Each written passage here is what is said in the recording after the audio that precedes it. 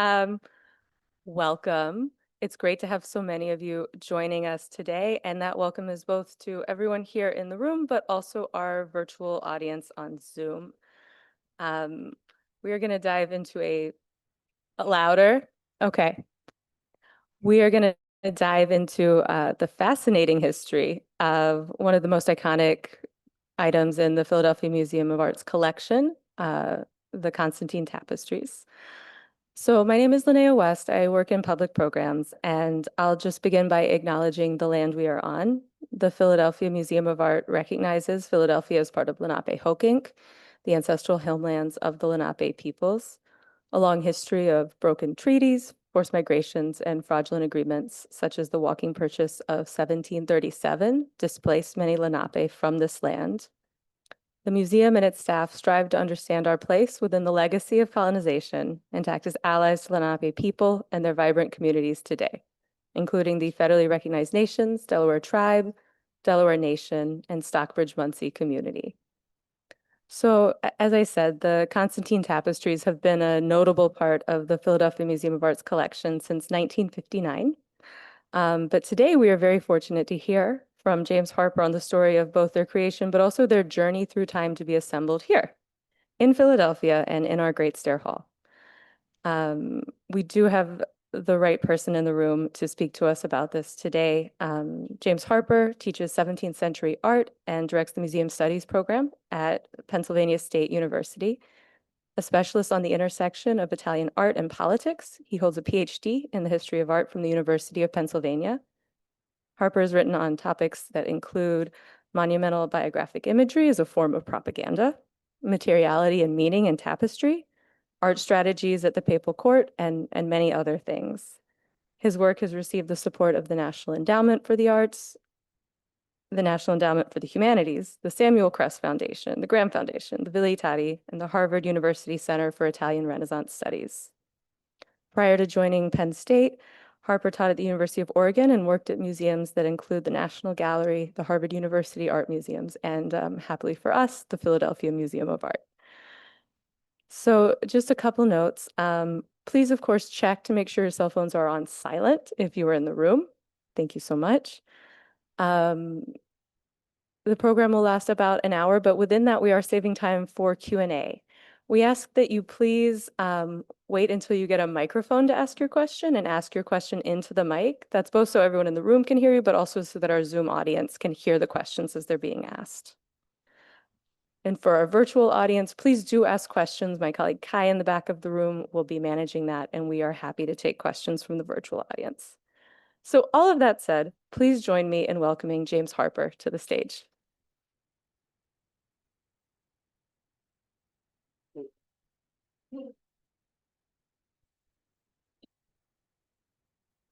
Thank you, Linnea.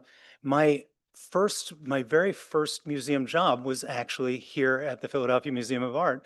I was a graduate student at Penn, and I was invited to participate in the Spotlight Talks program. Do you still do Spotlight Talks? No, but many of you probably remember the Spotlight Talks program. It was, you put the spotlight on a single work of art for a half hour.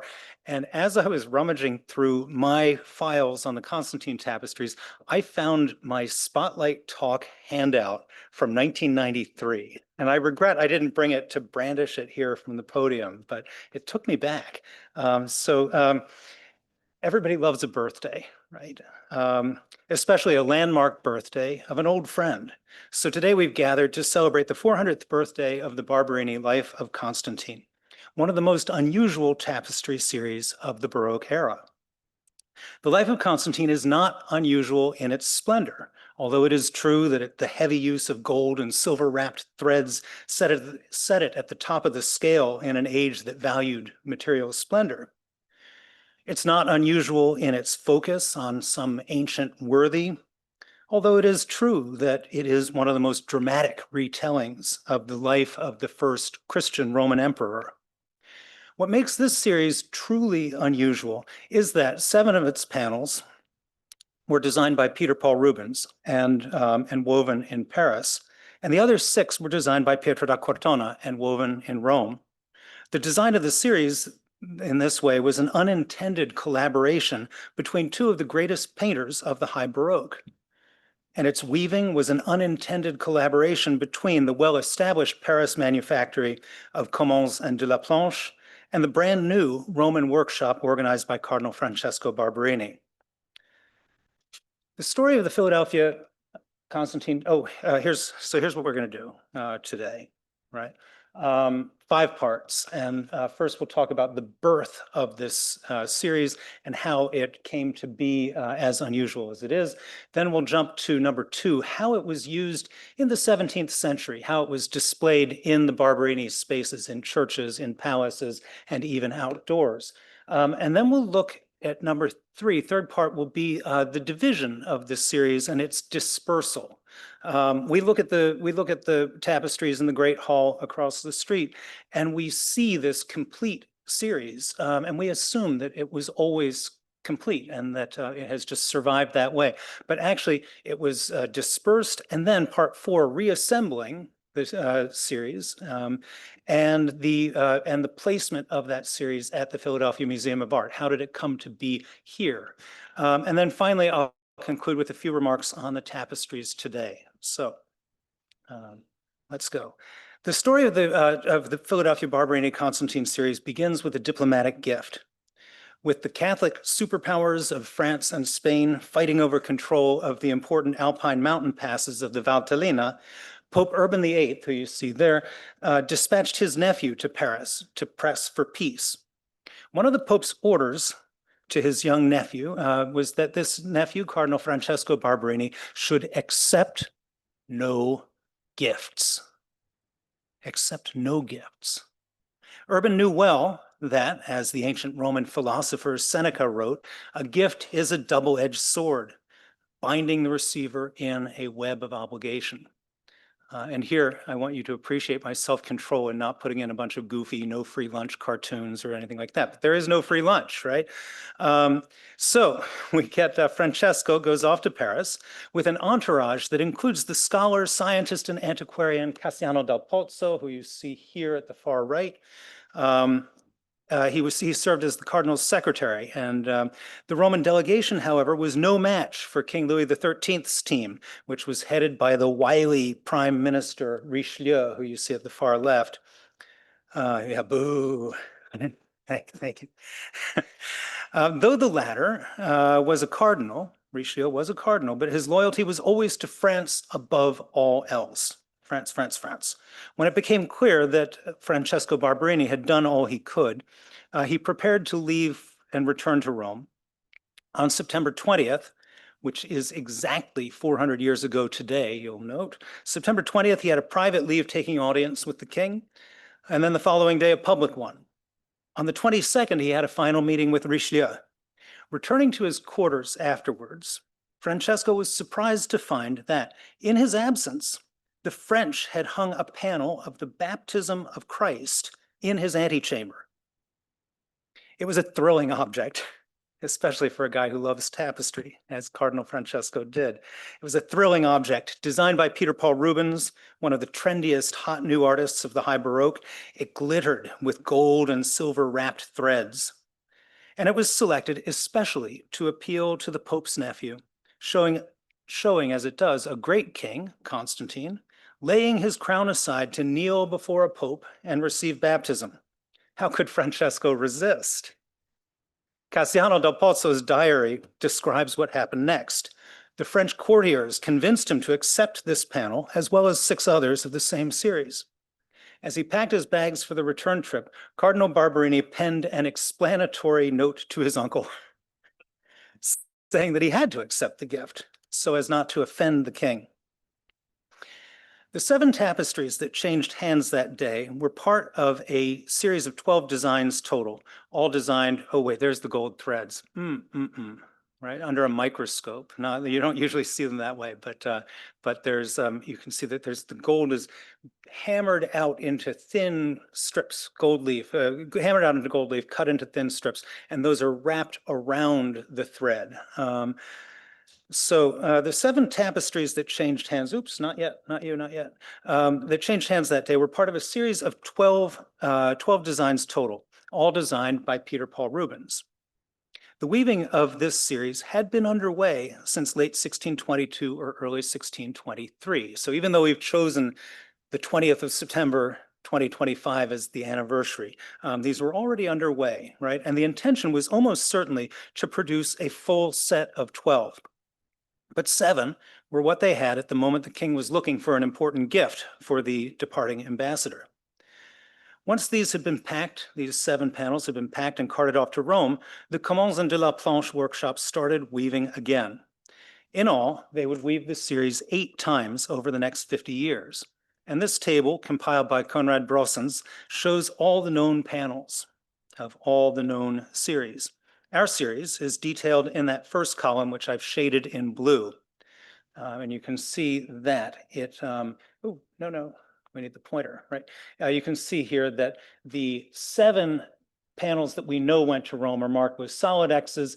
There was an 8th panel, which was either the trophy or the labarum, but we're not sure which, and that probably stayed behind because it was still on the looms at the time, and they just needed to get the gift done and get them out of here.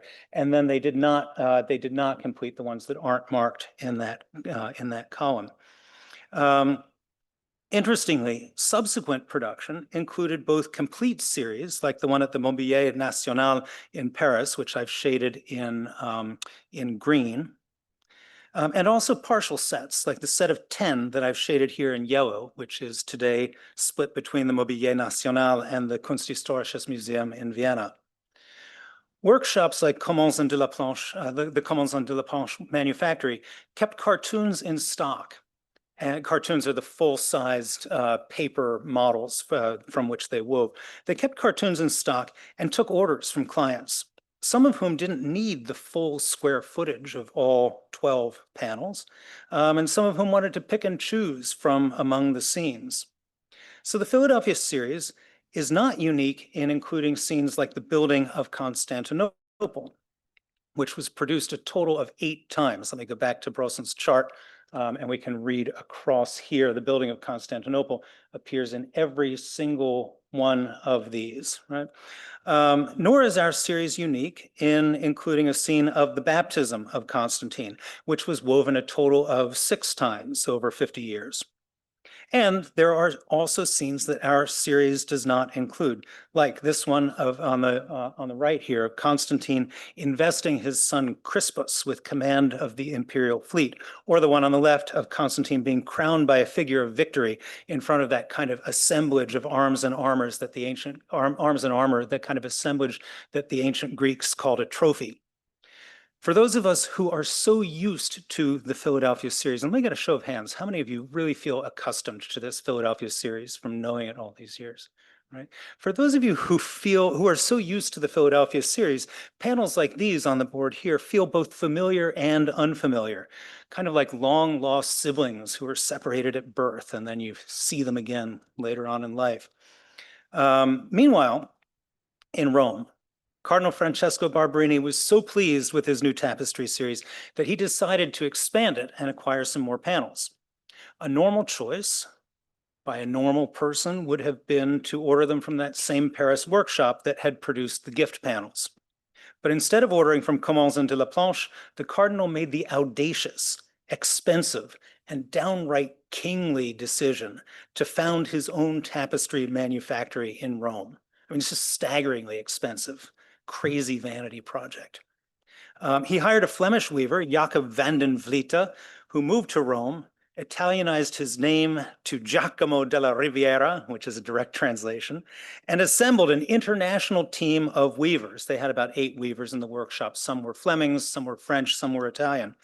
You can find his signature in the selvage at the bottom right of each of the panels that he added to the Life of Constantine series. And here I'm calling it out there. And this, I'm cheating. I'm using a very good close-up photo that I have of one of his panels from the Life of Christ that's in New York, but that's his signature. So there's his signature of the weaver. We could also say that the patron added his own signature as well in the coats of arms in the borders. Here, the new designs substituted the Barberini family's heraldic bees, where the French panels had featured the devices of Louis XIII. The Roman production amounted to 5 narrative panels. Oh, look, close up, you get the point. Roman production amounted to 5 narrative panels and a baldachin.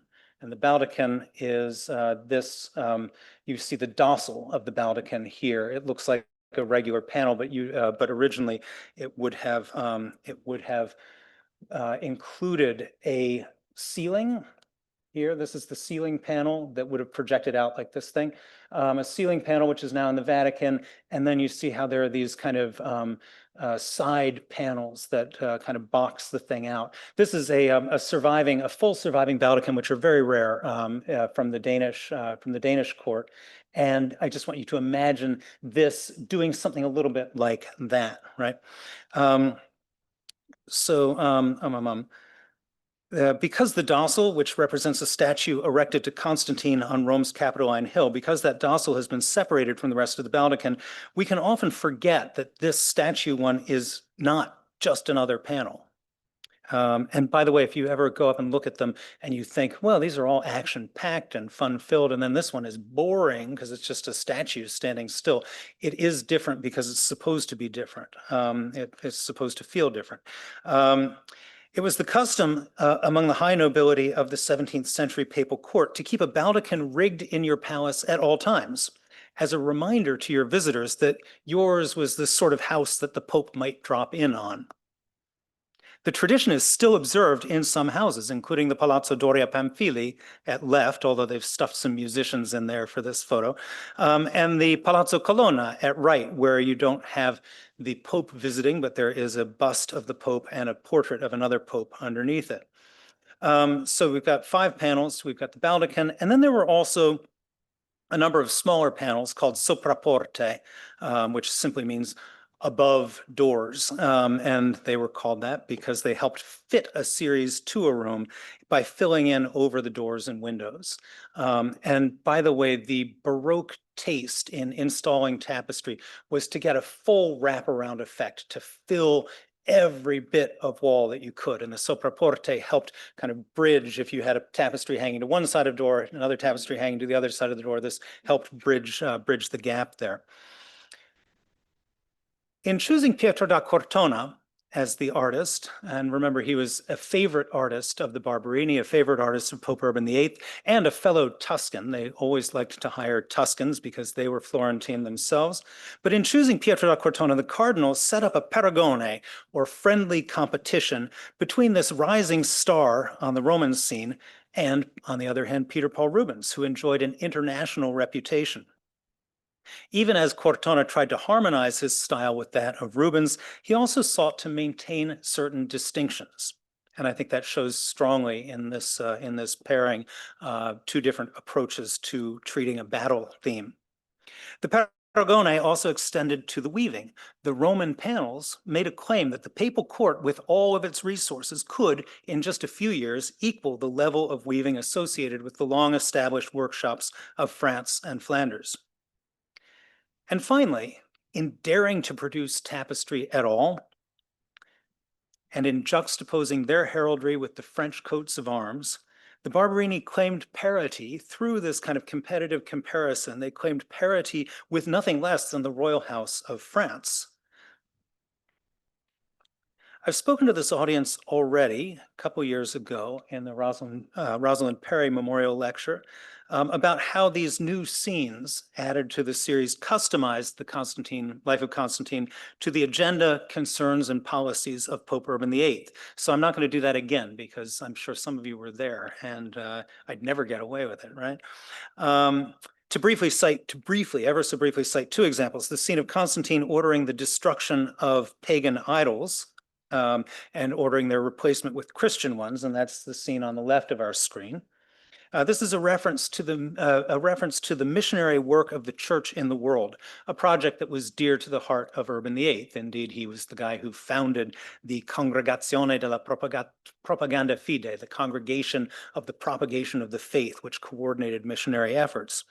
And then the burning of the memorials, a moment in which Constantine dismissed the bickering of rival theologians at the Council of Nicaea and burned they were all writing these, like, ratting each other out emails, and he just burned them all. And this echoed and referenced the Barberini Pope's pleas for unity within his own church as Rome faced the existential threat posed by Protestantism.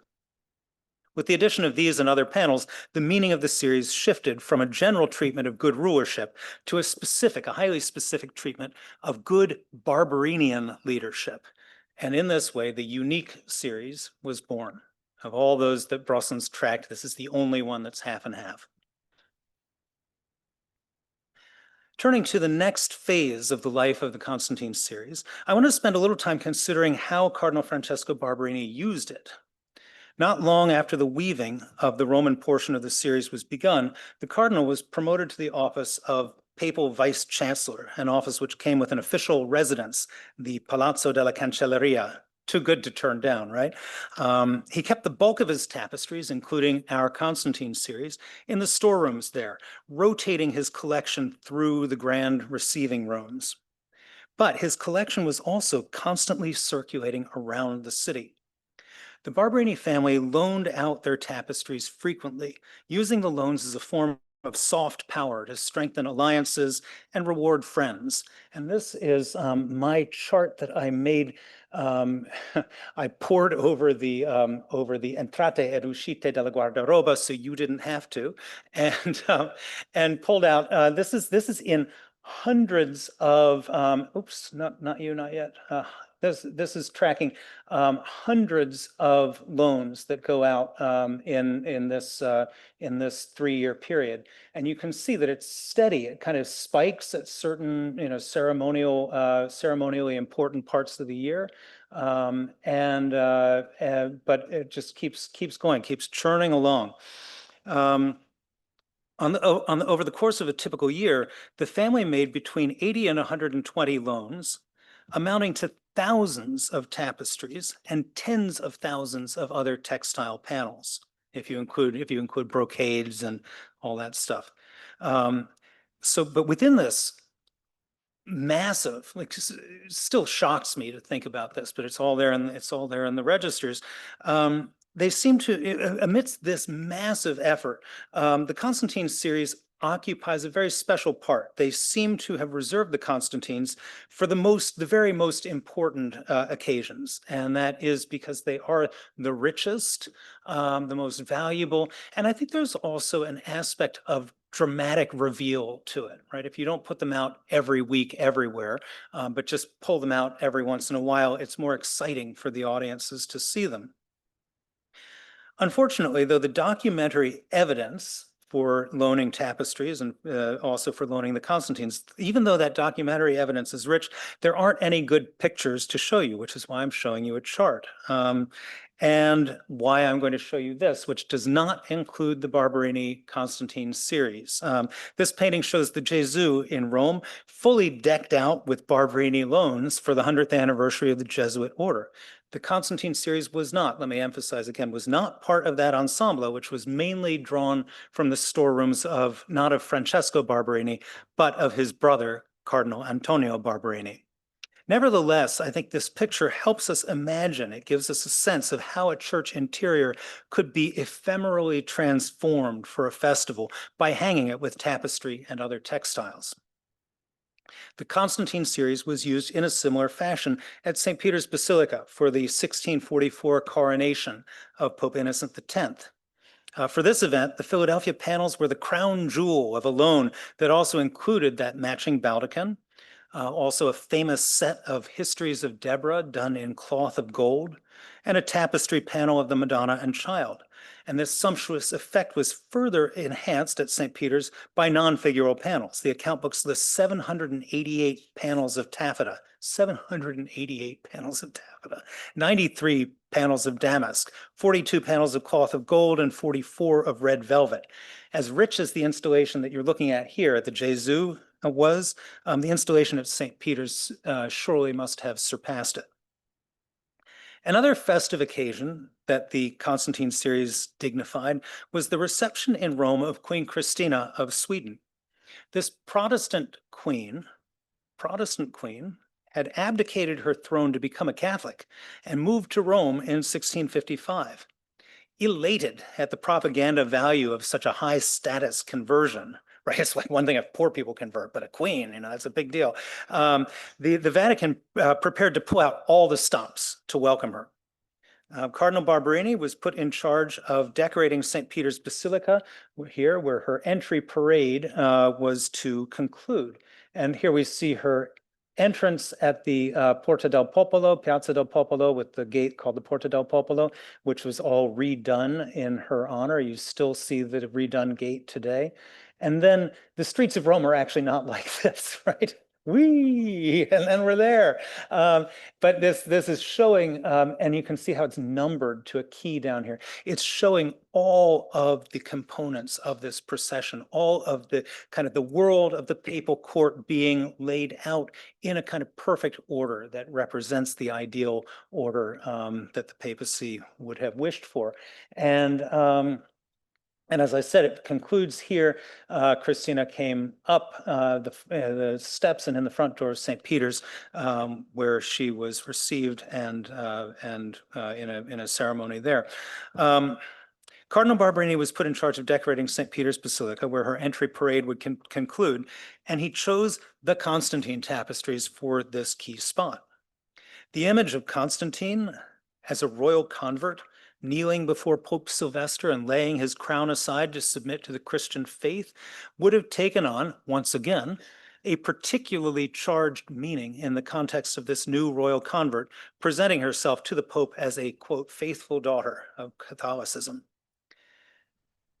2 months later, during the carnival season, the Barberini brothers organized an elaborate spectacle back at home at their palace that combined stylized jousting, horse ballet, the recitation of poetry, and the performance of operatic arias and choruses. And these guys knew how to party, right? They dubbed this allegorical pageant the Giostra del Carrosello, the joust of the carousel. And they constructed a temporary outdoor theater beside the family palace for the occasion. In this painting of it, we can see tapestry hanging here behind I'm going to call these the super boxes, right? The super boxes along the palace facade where the most prestigious guests got to sit. And these were great because you could go from your super box, they had little kind of steps that were rigged up so that you could pass from here right through the window and into the rooms behind, which were filled with, tables laden with yummy things to eat and refreshing drinks. So those are definitely parallel to super boxes, right? Though none of these tapestries depicted here, I'm going out on a limb here, warning, trigger warning, he's going out on a limb.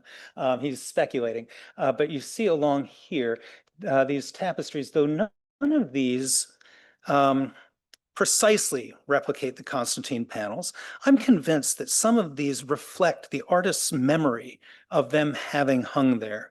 The painter here would have been working from sketches made on site. He wouldn't have sat there for a month kind of taking down every detail, working from sketches, and we have no reason to expect that his recording is accurate in every single detail.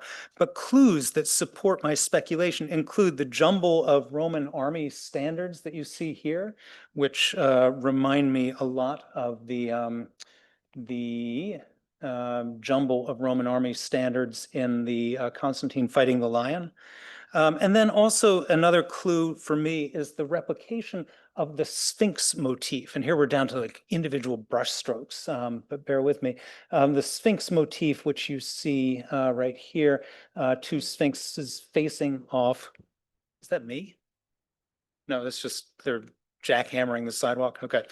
All right. So I'll just keep being loud. Am I loud enough for everybody, by the way? Okay, so the Sphinx, the opposed Sphinx motif, which does come in here, but in altered form. These don't correspond to any Barberini tapestries that I know that have the Sphinxes quite that close. So I kind of like this idea, but it's hard to push it with absolute certainty. Let's continue though. Finally, the Constantine tapestries were sent across town from time to time from the Cancelleria so that they could be displayed on the inside of the Palazzo Barberini, this grandiose showplace that Urban VIII's nephews acquired and significantly enlarged after they came to power in the mid-1620s. This is interesting. The moment of the French gift and the moment of the founding of the Roman manufactory in the 1620s. This coincides exactly with the period when the palace was being planned and built. So I think it's fair to say that Francesco Barberini had his palace and certain rooms in his palace, like the Gran Salone here, in mind as he was thinking about what shall we make on our tapestry looms. Also, it's worth noting that Francesco Barberini would not receive the use of the Cancelleria until 1632, when his predecessor as papal vice chancellor died, right? So he wasn't it until 1632. And his intention up to that point was to reside in one wing of the Palazzo Barberini and have his brother reside in the opposite wing. At the core of the building, at the core of the complex, is a monumental double height room called the Sala dei Palafrenieri, or the Gran Salone. And this is it here. You can see the double height business, and it corresponds to the central three bays here. And then the square windows are actually set in here, and the glass above there's a kind of faking it here to make the facade harmonious. But I hope you can see maybe that those square windows are actually right here in the middle of these arches. And this room runs from front of the palace, which you're seeing here, to the back of the palace, which you see over on the left. A really dramatic room, made all the more dramatic with this allegorical ceiling that was painted by Pietro da Cortona. And that ceiling shows divine providence, God's will in the world, divine providence, elevating the Barberini to rulership. And you can see here their coat of arms with the three Bs is being assembled by all these allegorical figures. And there's a figure of Roma, the goddess Rome, depositing the papal crown right on top of that. And then here's divine providence sitting on top of a big bank of clouds. I always think of her as a bit like a conductor in an orchestra, directing all this to happen. This room is ground zero of Barberini family propaganda and self-representation. The weaving of the Constantine tapestries, the design of which was completed by the same artist, Pietro da Cortona, the same artist who painted the ceiling, the weaving was going on at the same time this room was being built. And it should hardly surprise us that one of the chief spaces that Cardinal Francesco envisioned the tapestries hanging in was this room. A few years ago, I worked it out. And if you were to hang these in the upper register of the Gran Salone, and if they were hung tightly together, that sort of cheek to jowl hang that is very much the Baroque taste, the Constantine tapestries and this room are each the perfect size for the other. And if you look at both the Rubenses and the Pietro da Cortonas, they're random, or they're nothing is random. They are seemingly random widths. They're always the same height, but seemingly random assortment of widths. And that is meant in general use to that's meant to make them more versatile, right? If we were trying to deck this room out with tapestries, it would help to have them in all sorts of different widths, so you can kind of mix and match and cover that back wall, and et cetera. So it's useful to have things at random, not random, at an assortment of widths. But also the Roman panels that are added to it, their assortment of widths adds up perfectly to the walls of this room. So though the tapestries were displayed all over town, and though they were stored across town in the Cancelleria, we should regard the Gran Salone as a kind of primary locus of display. When they're in there, they work in tandem with the ceiling, and you could summarize the message like this. Because of their good rulership and Christian virtue, that can be compared to that of Constantine, the Barberini, so that's on the wall, because they have all these virtues and Constantine is comparable to Urban VIII, because they have all this, they are worthy of what's happening up in the ceiling above. That's the short version. Oh, right. And that it is all the will of God. It is God's will in the world that this goodness, this virtue be rewarded with elevation. And this has nothing to do with how good they actually were or were not, right? This is image. So in this room, it is in this room that the Life of Constantine does its most pointed work. And when he died in 1679, Cardinal Barberini willed that the series be returned to the Palazzo Barberini and attached to the palace by legal fideikommesso. Fideikommesso is a document by which you group things together and pass them all in a block to the firstborn son heir. So the series, Cardinal Barberini, in his will, he willed that the series be attached to the Palazzo Barberini by legal fideikommesso, so that the building and the tapestries would always pass together to the firstborn male heir of the family. But you already know that that's not what happened. And we don't hear much about the Constantine series. Well, hang on here. And now we turn. It didn't happen quite the way Francesco wished it to happen. It was not attached to the family and to the palace in perpetuity. It didn't even stay together. And this is where we get to part 3, division and dispersal. We don't hear much about the Constantine series in the 18th century. The heavy bombast of the high Baroque had passed from fashion, and new generations of the Barberini family favored the new, light, airy Rococo style. Then, in the 19th century, after the papal government was supplanted by the new Kingdom of Italy, the family petitioned to break the legal fideikommesso and split the entailed goods between two branches. And this is because the Prince of the Barberini had only girls, right? So this, and so here are his 2 daughters. Yeah, I didn't put his name up here, but you don't need to remember it. It's Carlo Felice Barberini, and these are his 2 daughters, who, interestingly enough, each married a member of the Corsini family, right? So here's what happens. The Constantine series was divided in half, and this began a process of division and dispersal that would define its history into the 20th century. The first step of this dispersal was the so-called Corsini division. Prince Carlo Felice Barberini had inherited the palace and collections from his own father, but since he had no male heirs, he would have to leave it all to his brother's heirs rather than to his own children. And this situation will ring a bell for all the Downton Abbey fans in the room, right? What are we going to do? The abbey will go to a cousin. It's this, right? So in 1881, he broke the fideikommesso and diverted 3/8 of the entailed collections to his 2 daughters, both of whom had married Corsinis. This is why we find some of the key Barberini objects, like Caravaggio's 1598 portrait of the future Pope Urban VIII. We find these today in the Palazzo Corsini on the banks of the Arno River in downtown Florence, and you really must go visit. In the Corsini division, the daughters, okay, here's my text-heavy slide. I'll return to this slide several times, so don't feel you need to bank it all right now in one glance, right?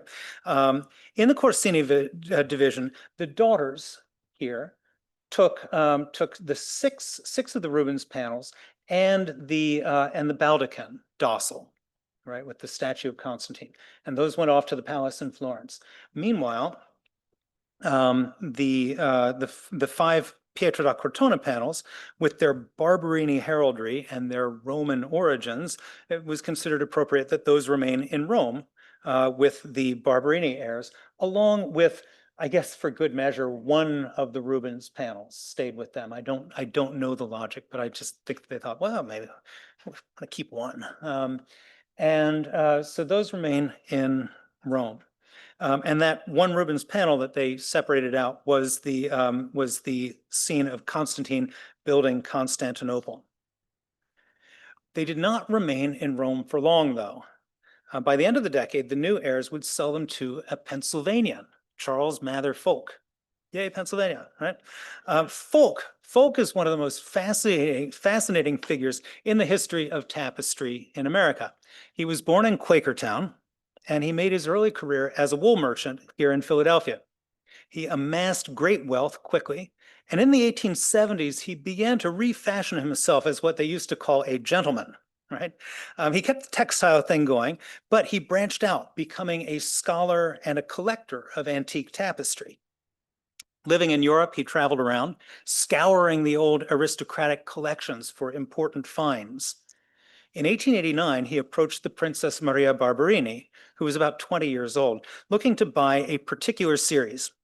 The princess, who just a few months ago had inherited her father's title, palace, and that part of the collection, that 5/8 that had remained in Rome, the princess initially refused to sell.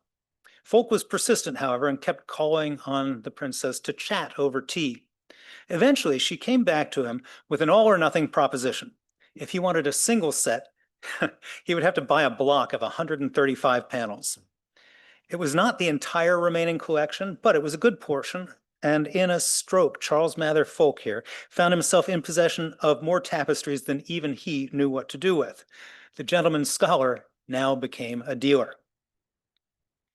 Folk lived in an era in which Gilded Age American plutocrats like J.P. Morgan and the Vanderbilts were modeling themselves on Renaissance princes, building and decorating with a self-consciously aristocratic lavishness, wrapping themselves in tapestry.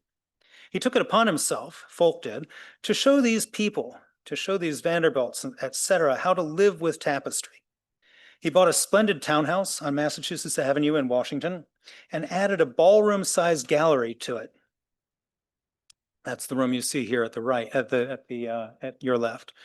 There he hung a different set of tapestries for every party, and he had a lot of parties, and put his considerable social skills to work to build up a client list that included the Hearsts, the Harrimans, the Warburgs, and other distinguished art collectors.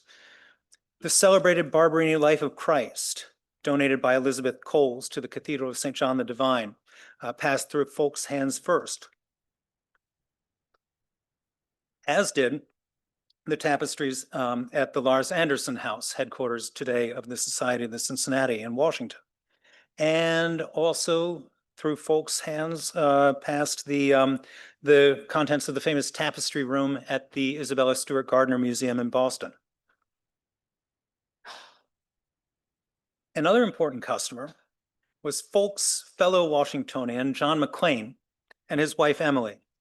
McLean was the owner of the Washington Post, as well as the newspaper and part of the baseball team in his native Cincinnati. And baseball fans, yes, the Cincinnati Red Stockings are the ancestor of the Cincinnati Reds. He was active in banking, railroads, gas, and politics.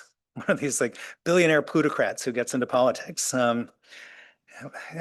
Crazy times. And he was briefly a candidate for the Democratic presidential nomination.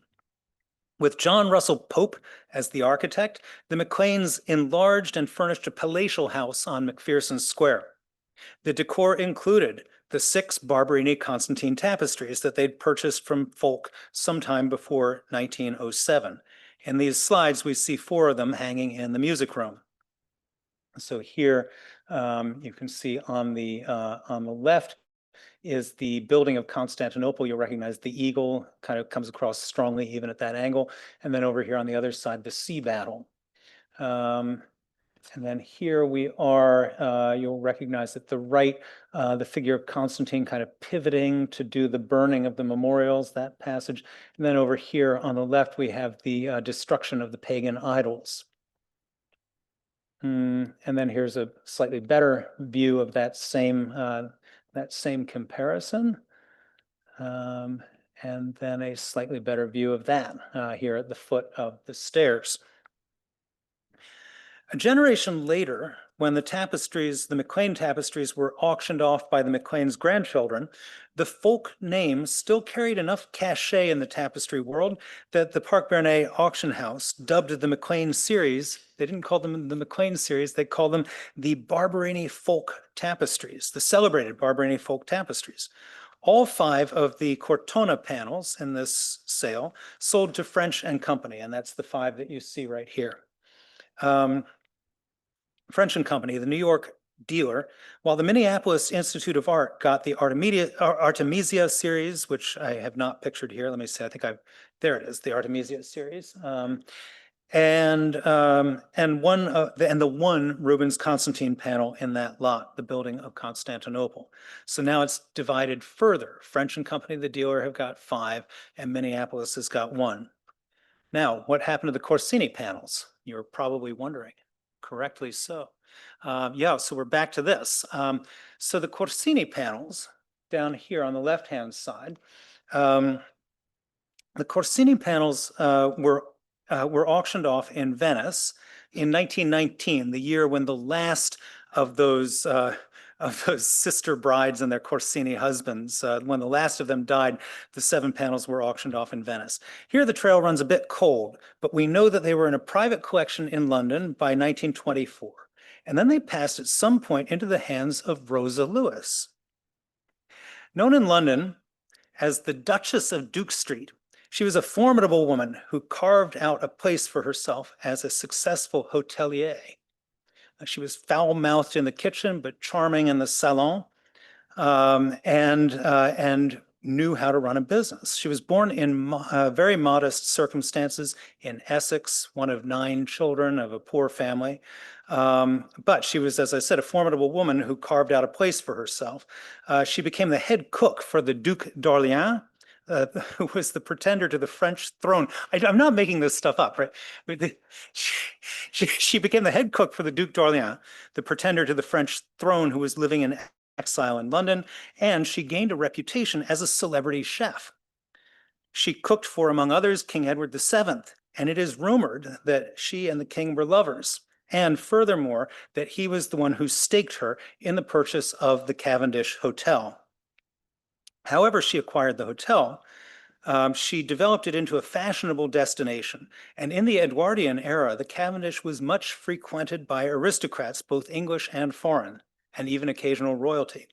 Some spent short stays there, while others, especially those aristocrats who could no longer afford to maintain and staff a townhouse, some spent short stays, but others who couldn't afford their townhouse set up longer residence. It's not clear how Rosa Lewis came into possession of the Constantine tapestries, but it's easy to imagine her receiving them in payment from some old duke, in payment of an overdue hotel bill, running up the bill for months on end and then saying, here, take my tapestries, just leave me alone. And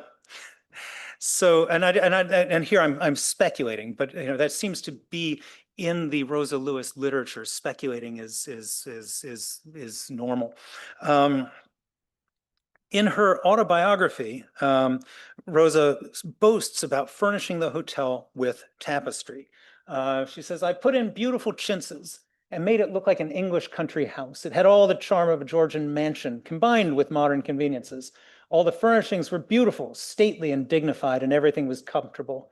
On the walls were choice engravings and very valuable works of art, Chinese pottery, bronzes, tapestry, etc. There was nothing like it anywhere. No, 25 years ago, there was nothing like this hotel in all of Europe. There were no Claridges, no Ritz, no Carlton then. And this memoir of hers is a fantastic read. She calls herself, I told you she's the Duchess of Duke Street, which is where the hotel is. But her title for her memoir was The Queen of Cooks and Some Kings. Again, I'm not making this stuff up. Rosa Lewis died in 1952, leaving all of her possessions to a friend. 4 years later, in 1956, Mitchell Samuels of French and Company acquired the tapestries from her estate. Now, Samuels, you remember French and Company was active on the other side of our little family tree of these tapestries. By now, with this, Samuels had reassembled all but one of those 13 original panels, and he leaned on his excellent business relationship with the Minneapolis Institute of Art to acquire the remaining one. It remained to Samuels to sell the series to the right buyer and ensure that it never be split up again. The Crest Foundation, so here we are down the line, we've come through Rosa Lewis, we've got the McLean sale, Minneapolis, and then Mitchell Samuels of French and Company has got these, and now he's got them all right? The Crest, so what's he going to do with them? He's a dealer. He doesn't want to just give them away. He's got to sell them, but find the right person who's going to do the right thing with them.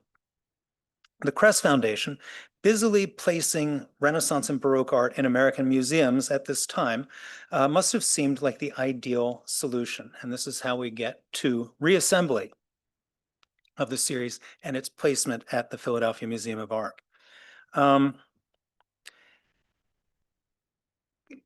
And here is Mitchell Samuels. Right. So Guy Emerson, art director of the foundation, wrote in a letter that he felt Samuels had offered the tapestries to the Crest Foundation for what he called a shockingly low price.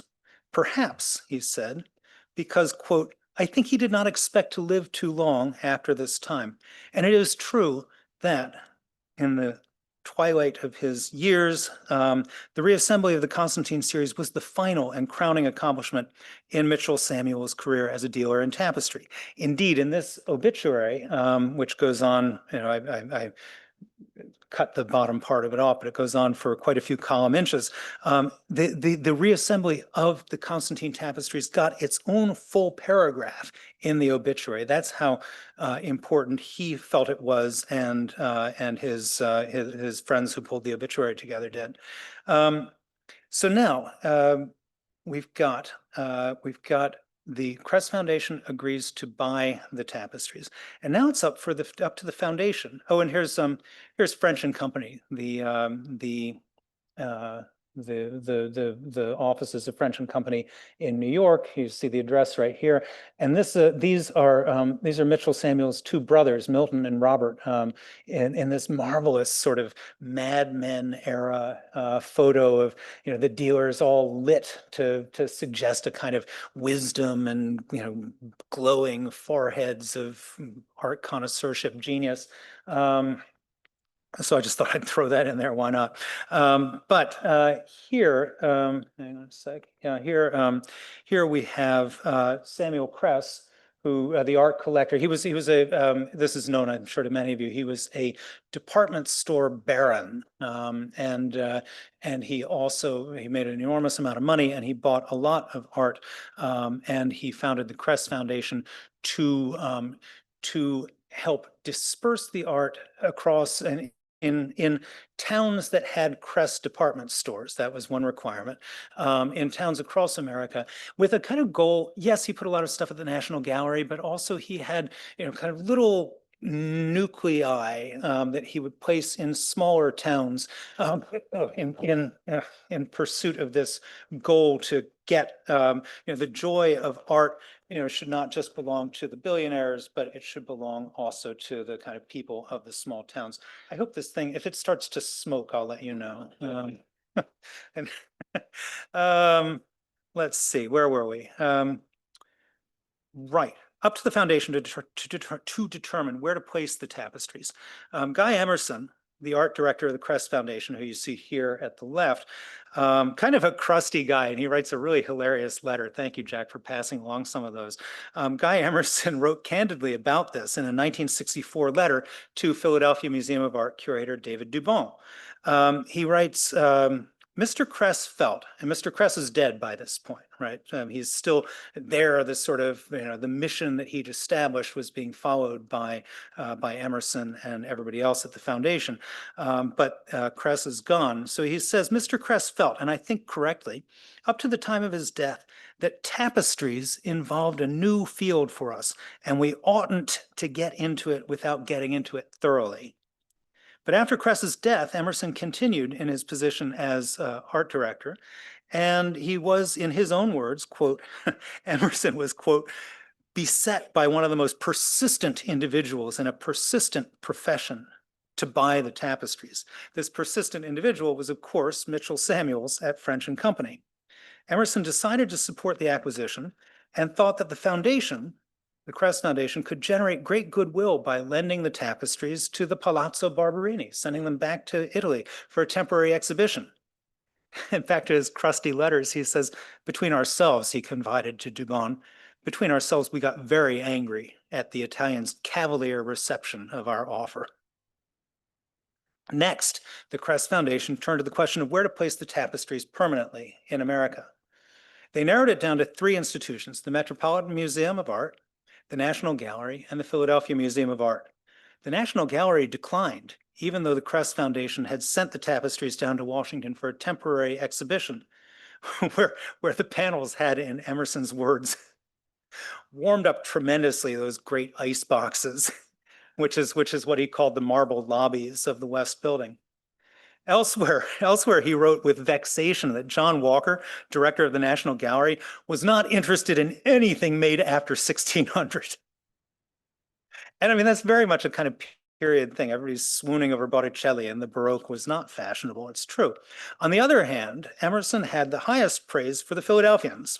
He called director Henri Marceau, quote, one of the keenest, most human negotiators I have dealt with. And he dealt with a lot. And in a period where museums were much more interested in painting and sculpture, David Dubon, curator of decorative arts and sculpture, according to Emerson, David Dubon, quote, had endless enthusiasm and practically married the tapestries. He became the first curator of a museum in the United States after Jim Rorimer, who could rate as a tapestry expert. So it was a combination of the perfect space, an agile director, a passionate curator, and the openness of the museum to the Baroque and to the so-called decorative arts that won this series for our museum and for our city. I wanted to bring this talk, so that's part 4. We now go to part 5. I wanted to bring this talk right up to the present. So I thought in a couple of directions. I thought, I could talk about my my kids who made me a Constantine beach towel for Christmas.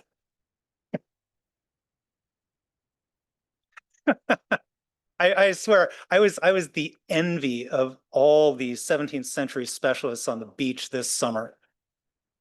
I kicked a lot of sand in a lot of faces. It felt good. But no, I thought I could go equally with Frank Gehry, who in working up the core project that reconceptualized and reconfigured the spaces over at the main building across the street. Look at his model. There are very few artworks that are included in this model as things that are sort of fixed conditions of the site. But you will notice right here, there they are, right, all along here. And Gehry really thought about tapestry during his time here, and one of the results is his experimenting with collaborations with artists in cladding a building at the Eisenhower Memorial, cladding a facade in a steel mesh tapestry. I know it's not actually tapestry, but it's this. I think this is an interesting kind of contemporary 21st century take, and it to me suggests that how alive these things are in the mind of anybody who really looks hard. But instead of all that, I thought I would spend some time lurking around the tapestries and asking people what, if anything, they thought of them. Is there anybody in this room who talked to me this week as I was approaching random people and saying, "Hey, what do you think about these?" And we Renaissance and Baroque specialists can sometimes wonder if our favorite things are actually appeal to a wider public, or if they're this like weird, arcane, imaginary friend world that we disappear into. Do our favorite things appeal to a wider public? And the answer is a resounding yes. I mean, granted, it's the public who've chosen to come into the museum, so they're above average, right? But in the several dozen conversations I had with randomly selected visitors, people again and again spoke of the gorgeousness of the tapestries and marveled at the technique and craftsmanship. They remarked again and again about the perfect match between the objects and the space. Some people spoke about how the tapestries stir religious and spiritual thoughts for them. So there was an interesting range of remarks. I'll close here with a few of my favorites. There was a retired teacher who told me, each one tells a story. Children can come in and tell a story about every single one of them. A kid said, they make me think about the giants from olden days. I said, yes. Mission accomplished, right? Rubens would love to hear that. A 20-something young person said, quote, they were able to do all this back in a time when they had less technology and lesser means. They show us what we take for granted today. And finally, a teenager said to me, everything now is so boring. Everything now, I love this. I'm about to cry. Everything now is so boring. You always got to make it fast. You got to make it fast. You got to make it fast. These tapestries really slow you down. And, that's where the tears are coming to my eyes because, I think we kind of need things in this world to slow us down a little bit. Um, I finished each of these conversations by asking my random person whether 400-year-old things can still speak to us today.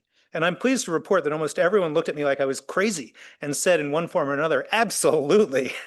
So happy birthday, Barberini Tapestries. This week you are 100 years young. Thank you.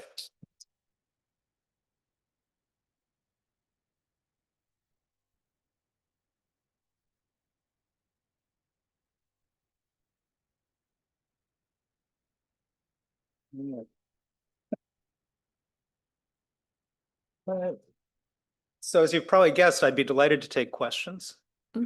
Yes, all right. And we are just at time, so we'll just take a couple questions, and if there are ones from our Zoom audience, also from them. But I see one just in the front here. How did they manage moths and other bugs for 400 years? And what kind of labor was involved in hanging them in earlier centuries? Okay, two good questions. They always stored them up at the top of the palace in a special room called the guardaroba, the guard of things, guardaroba. And I'm not sure what they did about moths. Jack, do you know anything about what they did about moths back then? I've never seen anything in the documents. But they must have had some awareness that, moths eat your woolen things. They also, if you look at them very carefully, you will see that there have been restorations done to them over the years. One telling thing is that, especially for restorations done in the 18th and 19th centuries, before they understood the way that things fade, is they would match the apparent color, but then the threads that let's say you've got a dark blue, right? But the dark blue has faded down to a medium blue over the years, and then you're fixing a hole and you take it and you stitch in the medium blue, but then your threads in turn fade. So if you look very carefully, you'll see that that there has been in these and in all 17th century tapestry work done over the years. The second part of your question was much juicier for me, but I forget what it is. Oh, right. Yeah. Okay. So so the Palazzo Barberini was staffed by, guess how many servants?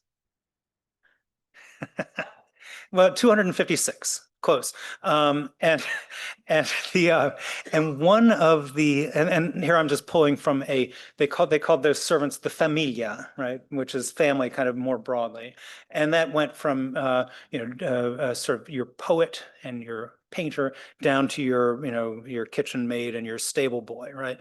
But they included a person whose office was the festarolo, and that's related to our word party, festa, right? But it was like the deck the halls guy, and what the Festarolo was the expert in rigging. He had an assistant, but then also they would get a bunch of sort of loose people to help as well. Tapestries are not as heavy as you think. They're then they'd bring them down, they'd unroll them. Oh, I should show you. I can't do it right now because it would take me like 20 minutes and me like cursing at the computer to get it up there. But there is, when we did the Barberini Tapestries exhibition it ran at the Cathedral of St. John the Divine in New York, and then at the Jordan Schnitzer Museum of Art in Eugene, Oregon. The second venue did a time-lapse video of the 2 days that we spent installing that exhibition. And you see everybody running around like ants in the time lapse. But Yeah, if you look, there are kind of hooks up in the cornice of any, well-appointed room has little hooks where you can throw rigging lines around and haul them up. And yeah, it was an effort. Definitely. I mean, think about when we decorate for holidays here, it's an effort, but it was considered an effort worth well, it's like so many things in Baroque Rome. It's conspicuous consumption, and and it was worth it to wow your guests. And they did change them a lot. People tend to just put things up and leave them today. But one of the things that characterizes tapestry use in the 17th century is that kind of constant motion. I think we have a question from the person in the red shirt, Julia.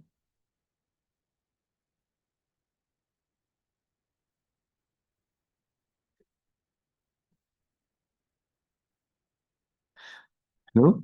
Could you please talk about the resources, the funds that were used to finance all that enormous pageantry and construction and purchases?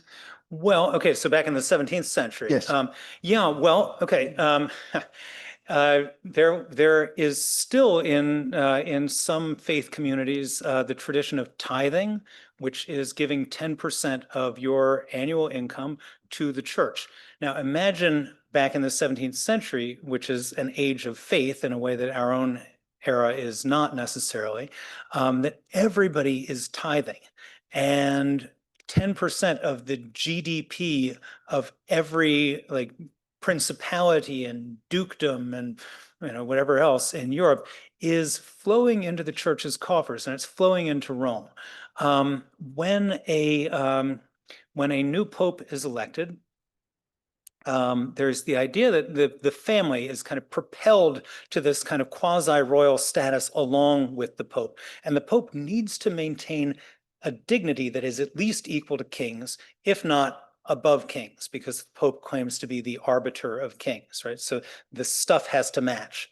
So it was considered not just okay, but actually functionally desirable for church money to be diverted into projects that reflected a splendor that I suppose is to the glory of God, but really is about staking a claim through magnificence, staking a claim in a world where that kind of stuff matters. Yeah, so that's the kind of the short answer. I mean, the long answer involves the mechanisms by which they alienated money from the church treasury to the family, which involve like if I give you a job and you're going to be like my chief, I don't know, like master of the robes, and that comes with nothing, no work at all. But it comes maybe with a stipend of $200,000 a year, right? That sounds pretty good. And if you're somebody like the Pope's nephews, you accumulate a bunch of these benefices, and they each have an income. Some of them held multiple bishoprics, and they would send a sort of junior assistant bishop out to run the bishopric for them, but they collected the money. And then there's the chirograph, which is CHIRO graph. And the chirograph was basically like a check that the Pope would write and give away money. So yeah, but again, it seems to us revolting and corrupt, and it is where we get our word nepotism, right? The popes had their nephews, and the Italian word for nephew is nipote, and nepotismo is nephewism, and that's our word today still. Yeah, it's gross, but it is in the political theory of the day, it is justified. Okay. I know. Embarrassing, but what else? Can you comment on the historical accuracy of the tapestries? For example, the baptism. Yeah. According to a source that I consulted years ago, Constantine's god was not the Christian god, but Sol Invictus, Yeah. Apollo. Okay, so there are different versions of Constantine's biography, right? And here, let me see if I can get back to the baptism. Different versions of Constantine's biography. There are some that claim that he was a deathbed convert. There are some that claim that he was converted by Pope Sylvester. I think that even in the 17th century, they had multiple versions available, and it was a kind of pick or choose, right? And for Rome, it served Rome better to have Constantine convert earlier, to have Constantine convert in the Lateran baptistry, which was the baptistry that was adjacent to the Pope's official residence as Bishop of Rome. We always think of the Pope over in St. Peter's, but the Lateran was the official residence. And so I think that I think the point here is not to look for historical accuracy necessarily, but it's to look at what is the array of legends that are on the table. Like that scene of Constantine and the lion is just like spun out of a kind of medieval legend. And this, I mean, we've got the baptism of Constantine, but he's in this room with these swirly columns, which are references to the columns of the Temple of Solomon, which they held at St. Peter's. I think it was 10 columns, these swirly things with grape motifs going up around them, that they believed were the Temple of Solomon columns, and they kept them as a kind of relic and incorporated them into first a choir screen and then some edicules in St. Peter's. And here they're just throwing these in here as well because it's not saying, hey, I'll bet Constantine was baptized in a place with tortal columns. It's about piling one reference on top of another on top of another. It's making a rich, something that's richer than truth, more layered than truth, more full of the potential of message making than truth is. Does that help? Yeah. Okay. Wonderful. Do we have a question from our Zoom audience? Okay. Julia, could you run the mic back to Kai and he can read it out loud? Going back.